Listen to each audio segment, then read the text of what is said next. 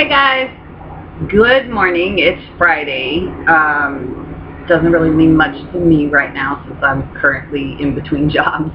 But today we're going to talk about Matthew chapter 7. We're going to start with verse 13 and we're going to go all the way to 23. But the majority of what we're going to talk about is actually in verses 15 through 20. Now, you can use whichever Bible that you want to use. I'm going to start off by reading the full 13 through 23. I'm actually going to be reading from the New International Version that I use, which is the color edition. It's the standard full color Bible. This thing is amazing to me. I absolutely love it. It helps me a lot when I study. One of the main reasons is because it gives you this little card. They've actually gone through and they've color-coded every single verse in this Bible. So it tells you on this little card what the verse is referring to. So like for instance, when we start with verse 13, it says enter through the narrow gate. So that's highlighted in this light blue color, and that tells me that means that verse has to do with salvation. Unlike regular Bibles, the words of Jesus are not in red. They're underlined in this Bible. They're in a bold underline.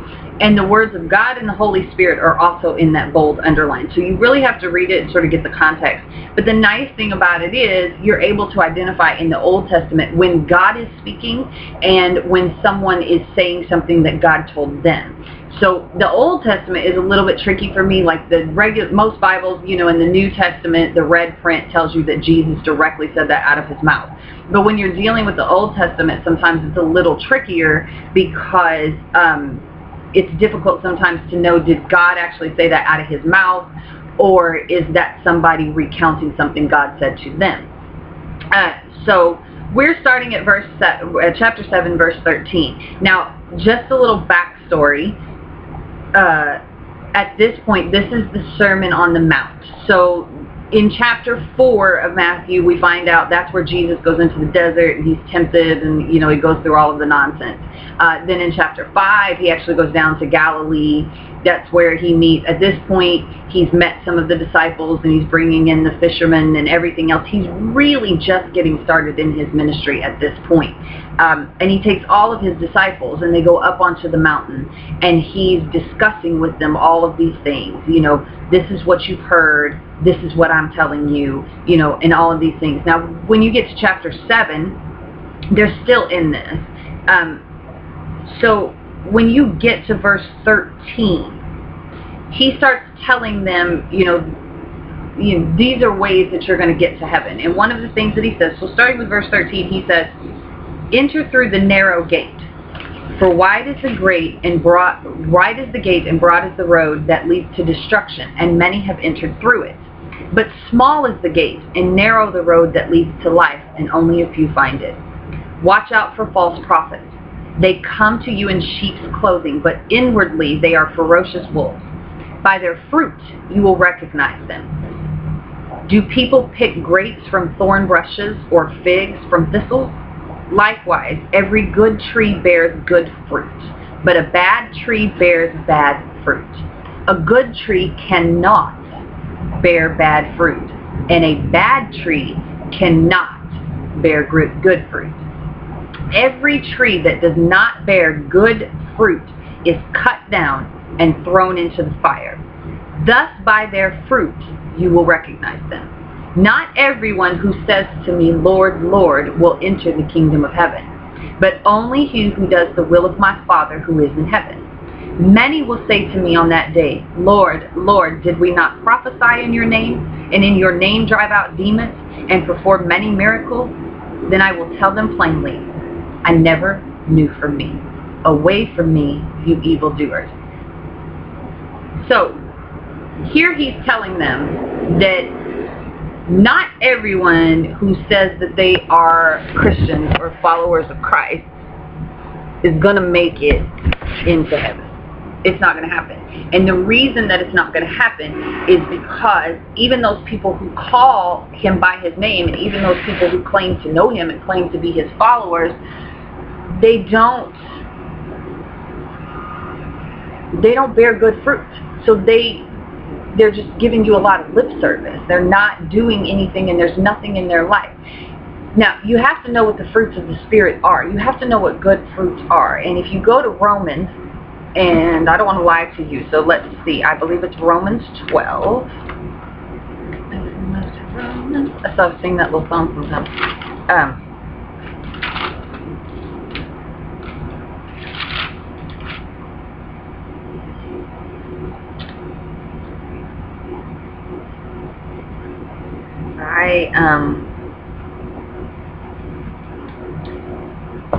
I don't know. Y'all know I never know where things are located in the Bible. I don't know where to find scripture. I can tell you the scripture, I can quote it to you word for word. I don't typically know where to find it in the Bible. I have to go and look for that. Thankfully, there are beautiful internet tools that you can type in scriptures and it tells you where it's at. But I do know that in Romans, it tells you what the fruits of the Spirit are. And the fruits of the Spirit are long-suffering and kindness, all of those things. The other thing, besides just the fruits of the Spirit, when he's talking about good fruits, he's talking about visible things. He's talking about having a life that looks like the life that he promised you. And what he says is, I came to give life, and I came to give life more abundantly, right? And he is about joy, and that's one of the fruits of the Spirit, is joy and happiness and long-suffering. Long-suffering is a big fancy word for patience. I prefer long-suffering because I think that patience takes a lot of suffering sometimes. You have to suffer through a lot of things in that patient moment. So I think long-suffering is probably a better word than just patience. But if you don't produce those fruits, if I'm trying to preach to you and I'm trying to tell you that I'm a Christian and that I'm talking to God and I have a relationship with God, and you look around my life and it's destruction everywhere, and there's no patience, there's no kindness, there's no love, there's no joy, there's none of these things are in my life, then you should not put any merit in anything that I say. A good tree bears good fruit. A bad tree cannot bear bad fruit, cannot bear good fruit, pardon me. So what I wanted to talk to you about today, and the thing is, I woke up this morning and I had this knot in my stomach, which is what happens to me. Any of you that feel the Holy Spirit, we all get it in different places. Mine happens to be in my stomach, which is sort of annoying sometimes. But the Holy Spirit was just not going to let me go until I got into His presence and I heard it. And one of the things that I heard was, it's over now. And the other thing that I heard was Matthew 7:13. So I had to go and read it, and this is where we got. Now, the "it's over now" statement was what I've been waiting to hear. I have been so downtrodden, especially for the period of about 4 months. But honestly, for about a year and a half, I would say I have desperately been trying to hear from God again, and I have desperately been trying to reestablish my relationship with Him. I've gotten very far away from Him, and I missed Him desperately, and I missed being able to hear His voice and to feel that little thing in the pit of my stomach. I just didn't know how to get back. I couldn't. There was so much confusion going on with all of the things in my life that I didn't know how to quiet that. I didn't know how to get back. And I knew, I know that God is not a God of confusion. He is a God of order. He is not a God of confusion. So anytime you're dealing with a situation in your life and it is nothing but confusion and you cannot make a decision and you are so confused by one thing or the other, you really have to stop and examine that, because that's not a godly thing, because He's not a God of confusion. So He doesn't work that way. So for a period of about a year and a half, I have really been struggling and really been backsliding, and I've just been isolating myself from God, not intentionally. But what I realized when I get to this verse and I start looking, that a good tree produces good fruit. A bad tree cannot produce good fruit. My tree was bad. My tree was bad because I corrupted my root. Now, he says that a bad tree will be cut off and thrown into the fire. But understand, you can cut off a tree and repair a root, and that tree will regrow, and that tree will regrow healthy. They do it all the time. When a tree has rot, when a tree has rotten limbs, or if it has rot in it, they cut that tree down and they make it into firewood and they rebuild the roots.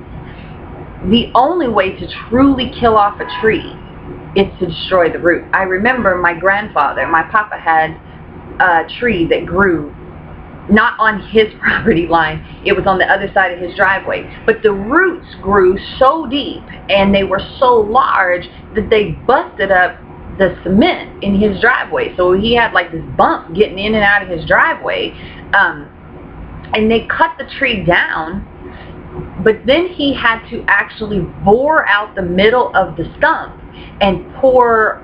He used a lot of natural remedies, you know, things like that. So he poured, I think it was like Coke and pepper and I don't know what all he did, but some sort of natural concoction that he made, and he poured it down into where he bored out that stump to take out the root, because the tree would grow back as long as the roots were there. So God says a bad tree will be, Jesus tells us a bad tree will be cut down and tossed into the fire. He's cutting out the tree. My tree had become rotten. My tree had become rotten because I had neglected my roots, because I had gotten so caught up in some situations in my life, and I very subconsciously began to place those things over my relationship with Christ. I began to replace my relationships with work, my relationship I was dealing with, my relationships with other things, my desires, things like that, very subconsciously. It's a slow fade. It doesn't happen overnight. And that's the reason that he says to us, enter through the narrow gate. It's narrow because it's focused. Understand that. It's a narrow gate, and the reason that it's narrow is because it's very focused. It's very focused. You know, he says that his word is a lamp unto our feet. Now, a lamp doesn't put out a whole bunch of light. It's not like a big spotlight that's just going to show you the whole road. It's a lamp. So think about your lamp. Your lamp gives a designated space light. You have an overhead light that lights up the whole room. But if you have a lamp in the corner of your room, that corner gets light. If you want light somewhere else, you have to move the bulb around. So his word is a lamp unto our feet. It's a step-by-step thing. It's a lamp. It's not lighting our whole path. It's lighting every step. It lights your feet. So it's narrow. It's a limited amount of light, and it's a narrow path. And he does that on purpose. Because when we get onto these wider paths, we don't know how to behave. That's just, I mean, that's the short and sweet of it. Like, he knows who he's dealing with. He's not a dummy. He knows that no matter how much we love him and how devoted to him we are, we're still fleshly. I mean, even Paul, you know, was like, yeah, the things that I want to do, I don't do, and the things I don't want to do, these are the things I do. The spirit is willing, but the flesh is a problem. Like, that flesh is a booger. So Jesus knows who he's dealing with. God knows who he's dealing with. He knows that no matter how much we love him and how devoted to him we are, we're still fleshly beings, and we're still in a world that we actually are not of. We're in it, we're not of it. So he says, pay attention and focus. Don't take your eyes off that light. Don't step outside of that light. Stay on this narrow path, because when you get off and you get out here and get to wandering around and you don't know where you are, and you're lost and you're scared and you know who you're supposed to find, it's kind of like, I think of like when your children get separated from you in Walmart. You ever lost a kid in Walmart? Yeah. You ever been lost in a department store when you go in with your mama and you get to looking around or you get to playing with something and she walks off and you're not paying attention? It's scary. It's like the scariest 5 minutes of your entire life. She's terrified, you're terrified. Then when she finds you, you're in trouble. Like when you finally find your mama, you're in trouble. Or when you finally find your children and you make sure that they're okay, then they're in trouble.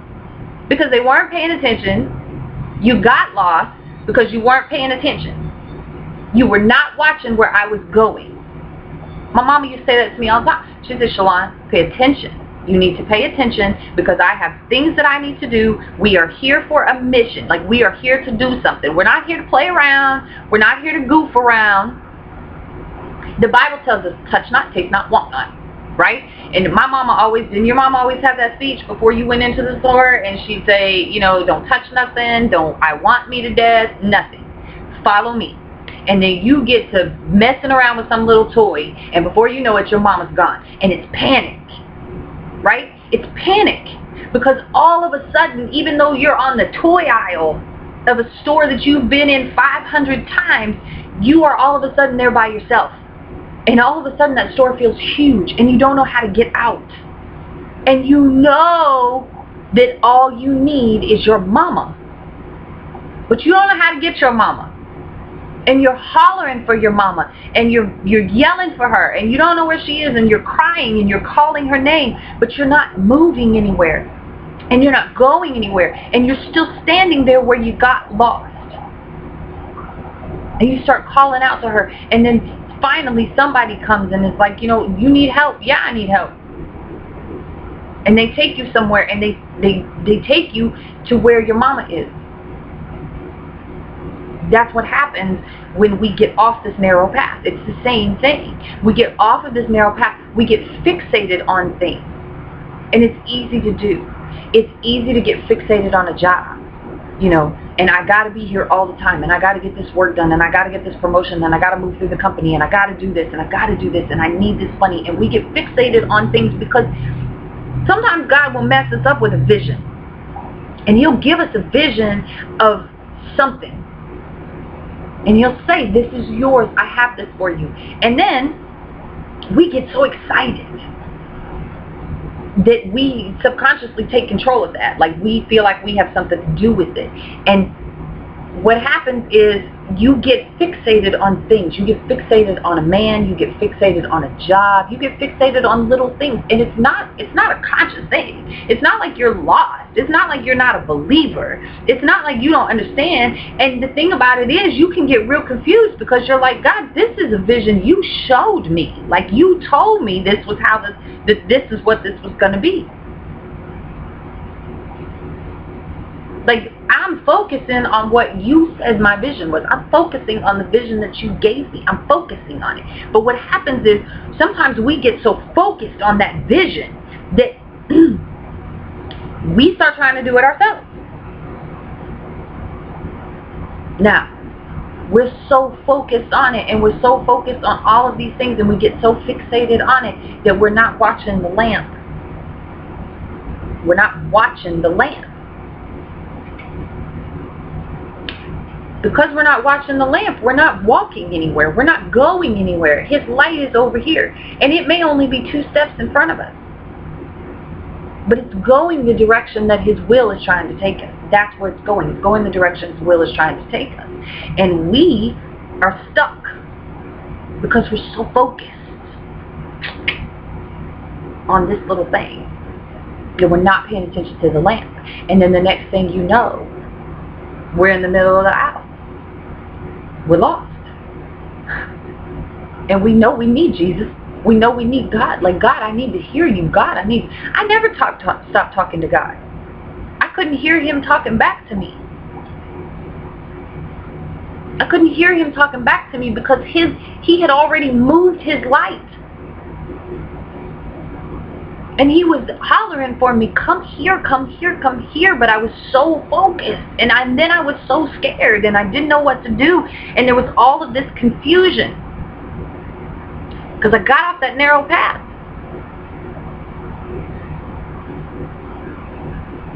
So, what happened? Because I wasn't on that narrow path. Because I wasn't walking in the will of God. I couldn't find him, and I lost my roots. I lost my roots. My roots began to get tainted because now I don't hear him, and since I don't hear him telling me I'm wrong, I assume I'm right. So I just keep working, and I keep plugging at it, and I keep working, and I keep working, and it shouldn't be this hard, and I don't know what to do, and there's all of this confusion and heartbreak and sadness and stress, and I'm up at night, and I'm taking sleeping pills, and all of this stuff that is not consistent with my God. It's not consistent.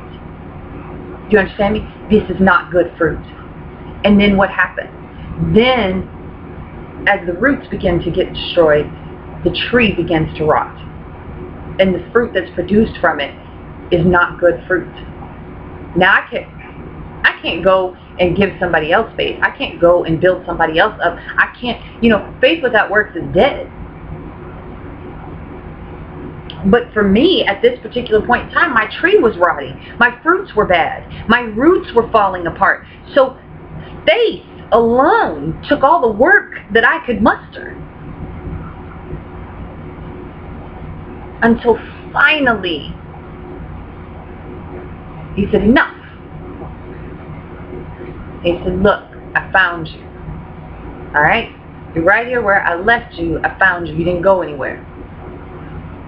Silly girl. I'm going to cut these fruits off. I'm going to cut this tree down. Because now look what you've done. Right? You've rotted your root. And because you've rotted your root, because your root is starting to die off, your tree's starting to rot. Your fruit looks bad. What am I going to do with you? Right? Don't get it twisted. He's your father, right? He's your father. So he's going to talk to you like a father. So yeah, alright, cut her tree down. Throw it in the fire. Because if she's not going to make good fruits, and she's insistent on producing bad fruit, let's just make it so she can't produce any fruit for a while. Nothing. Cut the tree down. Boom. Gone. Put it in the fire. Burn it up. Let's start again while I can still save her roots. See, that's what he'll do. And you'll find yourself in these situations where you're unemployed and you've lost this and you've lost this and you don't have any way and you can't see anything because he's taken away your ability to produce any fruit because all you're doing is making a whole bunch of bad fruit, and he can't afford that because he has something planned for you. Like he has a will for you and a purpose for you, and you're supposed to be ministering the gospel, and you can't go minister the gospel if your fruits look like crap. Because anybody with a basic understanding of the Bible is going to tell you you're a false prophet. Your fruit doesn't match. I don't believe you. So he cuts down the tree, throws it in the fire. There's going to be some suffering from that. There is going to be a time that's going to hurt. Your finances are not going to be in good shape. You're going to be, because what's going to happen is you're going to suffer all of this bad fruit that you've been producing. But what it will do is it will cause you to get back to your root. Because when you're desperate, you'll eat bad fruit. Everybody wants the good apples. Everybody wants the bright red apples that fall off the tree, all of that. But when you're hungry and when you're desperate, you'll eat that rotten apple if you have nothing else to eat. And we do that when we get to places where we start producing bad fruit. We know it's bad, but it's all we have. So we just keep picking it up and trying to make it soothe our hunger and trying to make it stop. So he has to end that. And because he chastises the ones that he loves, and because he loves us so much and he considers us to be his children, he is willing to cut your tree down and throw it in the fire. Because he knows that's what it takes for you to get back to your roots, to start rebuilding your roots. And once you start rebuilding your roots, and once your roots are healed, and once your roots are good, you can start growing a good tree. What he's not willing to do is to sit there and let you continue to produce bad fruit and continue to rot the tree to the point that it rots the root. Because once the root is rotted, you can't do anything with it except replant a seed. And he loves you enough to come in and say, no, no, no, no, no. These roots are manageable. These roots are salvageable. Get rid of that stupid tree. Cut it down, throw it in the fire. Let's rebuild your roots. Because you don't want to have to replant this seed that's going to take twice as long, right?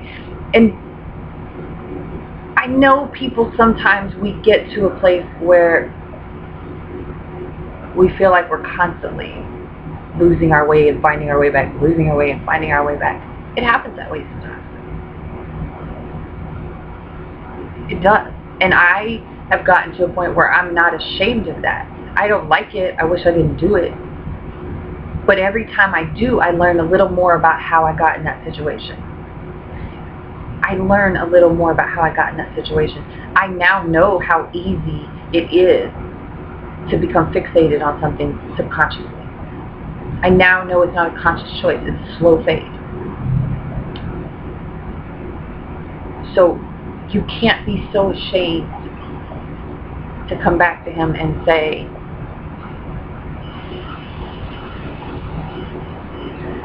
I screwed up again.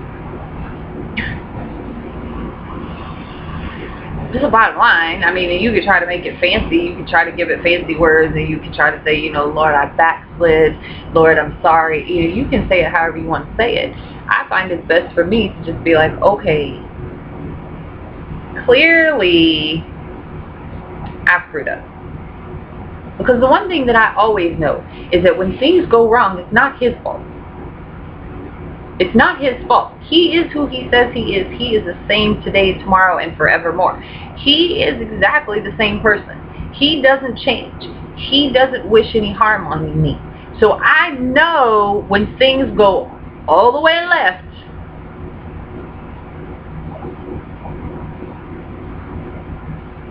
it's my fault. I figured out a long time ago, I'm the raggedy part of this relationship.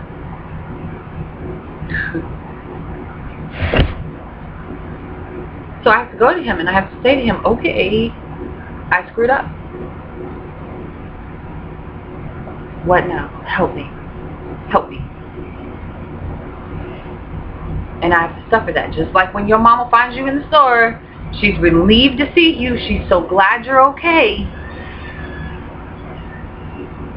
But you're in trouble. You make me worry. You're in trouble. God worries about you.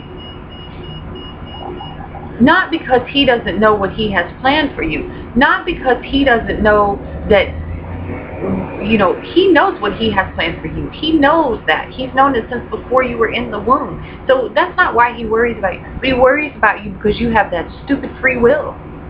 And particularly me, I know that he probably just, I can't even imagine. Because I am so hard-headed. I am so hard-headed and stubborn. And I have spent so much of my life hustling and grinding and everything else that literally I have to be in a place where there is nothing I can do before I turn. And that's so stupid. But I believe he worries about you. I believe he worries about you because I believe he worries if you're going to figure it out in time. I believe he does. And I believe he misses you. And I believe that his heart hurts whenever you're out here running around and he's watching you. It's like watching your children make mistakes and you know they're making a mistake and it hurts your heart, but you can't save them from it. You got to let them do it. And that's kind of the way he is. And so you're going to be in trouble because he's going to say, you know, like, I'm going to make sure you don't do this again.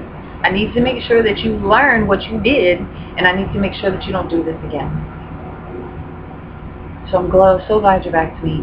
I'm so glad we cut down the tree. Let's start rebuilding the roots. But you're going to feel this for a little bit. And I already know that, because I've been in that situation before. So I don't even try to talk him out of it. I just know I'm in trouble. It's like when you mess up as a child and you know you're going to get grounded, and like you just know it's coming, and you know you probably deserve it. So you don't argue about it because you know you deserve it. Like I do.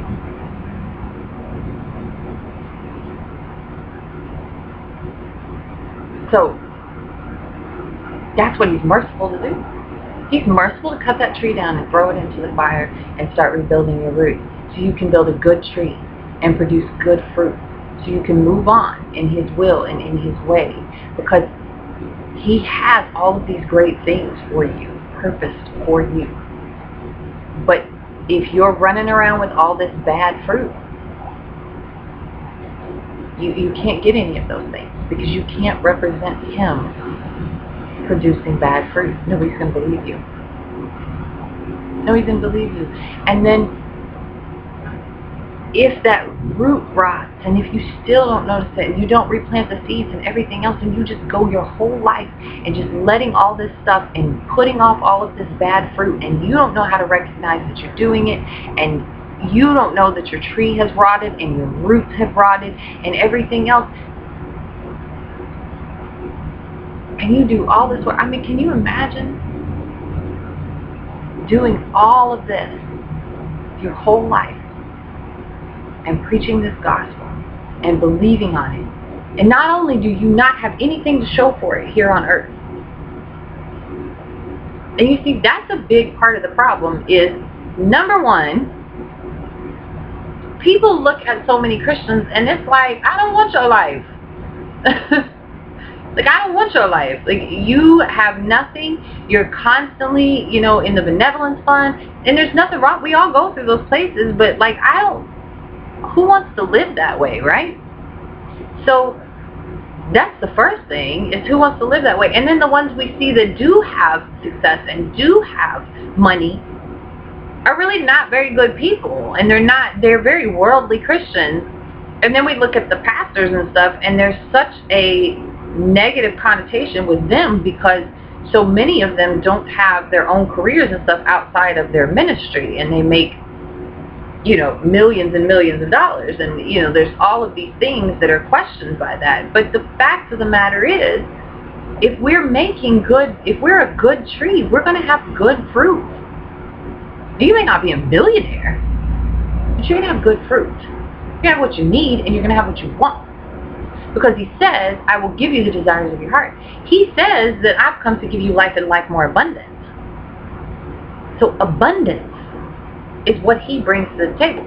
God already established in the Old Testament that he was Jehovah Jireh. He was the God that provides for you. Your provision is guaranteed. Your provision is guaranteed. Jesus came in with the abundance. God was like, I'm always going to provide for you. I'm always going to give you provision. That's who I am. I am the provider. I'm the God who provides for you. I'm Jehovah Jireh. That's who I am. It's not just what I do, it's who I am. Now Christ said, look, I came to give you life abundant. So now understand the difference. God is the provider, right? He's the great I am. That's who he is. It's not what he does. It's not what he gives. It's who he is. Which means that as a child of God, your provision is guaranteed. Provision is guaranteed. It may not be the provision that you want. It may not be exactly what you want to have. You may not be living the lifestyle that you dreamed of, but you will be provided for. One way or another. You will be provided for, because it's who he is. And as his child, you are entitled to everything that he is. You receive all of him. So you will be provided for. Jesus gives abundance. If somebody gives you something, there's a reason that they give it to you. There's usually a requirement for it. He very clearly tells you how to get that abundance. But it's not something you're just entitled to. But if you're doing what you're supposed to be doing, and if you have a good tree, you'll have that good fruit. So you should have some abundance. But I cannot imagine going my whole life preaching this gospel and preaching this faith, and not only do I have nothing to show for it here on earth, I have no peace, I have no patience, I have no joy, I have no abundance. But then, on top of that, to get to him on the final days and to hear him say, I'll know you. In verse 23, he says, they're going to come to me and they're going to say to me, look, we did all this stuff for you. And he's going to say, I don't know you. I don't know.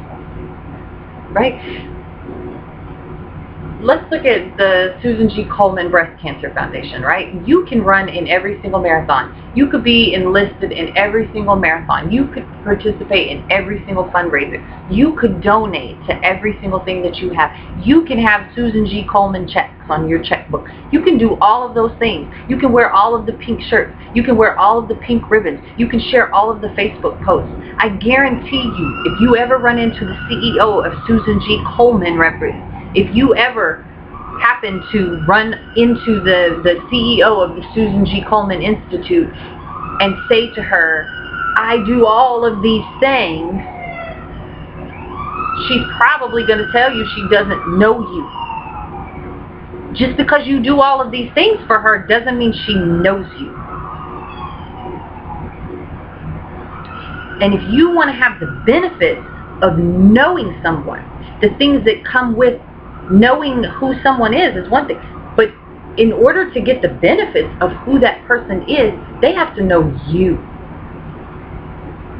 So you have to be in their face. You have to be doing what they personally are asking you to do. You have to be working with them. They have to know you. Because the benefits of being a friend or an acquaintance with someone only comes when they know you back. And Jesus is telling us the same thing.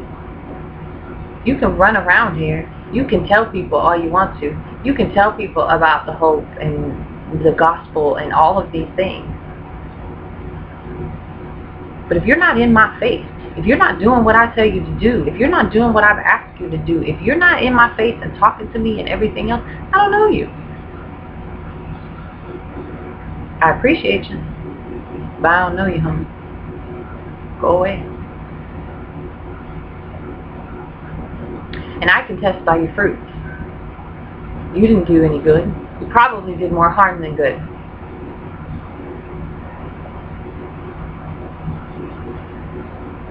So I encourage you today to take a really good look at your fruits in your life, to determine if your tree is still good. Is it starting to rot? Are you that little kid in the store that's focused and not paying attention? Are you lost? I encourage you today to really sit down and really take a look at your situation, because you don't want to have to get to the point where he cuts the tree off and you have no fruit. You don't want to get there, because it's not a fun place to be in. And it's not, and I'm there, so I know. Right? I'm there, so I know. It's a painful place. It's a tearful place. It's a difficult place. But God, and thank God, that He is merciful to teach us and to salvage roots when the tree goes bad. But before you lose your tree, I encourage you to go ahead and take a look at the fruits in your life. Okay? Alright. So that's it for today, guys. It was wonderful to be able to come and share things with you. Excuse the closet behind me. I forgot to close the door, so now you see the mess. Anyway, if you have any questions, please don't hesitate to leave them in the comment section below. I know that you may have a lot of different things, whatever. look, I don't care. I don't entertain nonsense. I just don't. I don't know how to block you because I'm not all of that YouTube savvy, but I just don't entertain you. So if you have something negative to say, that's fine. Go ahead and leave it. I'm not going to entertain it, most likely. But if you have a legitimate question, if you have a legitimate concern, if you have, you know, anything that you'd like to ask me, if you have something that you'd like for me to maybe research and sort of address, then yeah, by all means, let me know. I bring you what he brings me, not a pastor. If there's, you know, ever anything that you feel like you need to correct me, as always, feel free to leave it below. You know, we can discuss it as long as it's not nasty. So be encouraged, guys. Try chill. May the grace of God be with you.